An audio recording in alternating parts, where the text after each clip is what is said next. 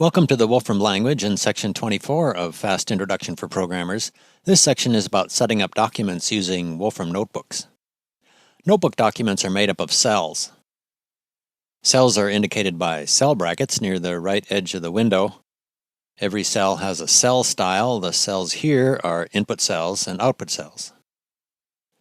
You can choose other cell styles either from the Format menu or by using the equivalent keyboard shortcuts. For example, Alt-1 or Command-1, depending on the type of computer you are using, gives a title cell. Alt-4 or Command-4 gives a section cell. And Alt-7 or Command-7 gives a text cell. And the default behavior is for input to appear in an input cell. And if you press Shift-Enter to do that calculation, the result goes into an output cell. Cells are organized into groups. You can open and close cell groups by double-clicking on the cell brackets. In addition to cells, notebook documents support a wide variety of other features for layout and organization. For example, you can use the column and row functions to organize parts of the display in columns and rows. And you can use the grid function to display a grid. And there is a wide range of other functions for arranging things in the display.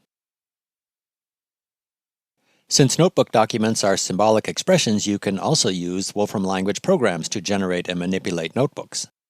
One approach, which is useful if you need to create several similar documents or reports, is to start with a template notebook and use the Generate Document function to create documents based on that template. You can get a new template notebook by choosing New Template Notebook from the File menu, which brings up a notebook like the one shown here. Then edit that notebook to create the template. This example shows a template to report weather information, with slots that will be filled in when the document is generated. The same process could of course be used for setting up financial reports or sales and marketing reports or process updates or other kinds of documents. After setting up the template, save the notebook, and to generate the report, you can use the Generate Document function with the name of the saved template notebook as an argument, and with an association for filling in the slots in the template.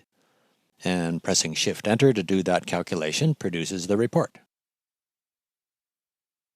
This shows a continuation of that example to a template that has slots within the text and a slot for an image. And the program that runs the Generate Document function has been set up here with menus and buttons for choosing locations and generating the report.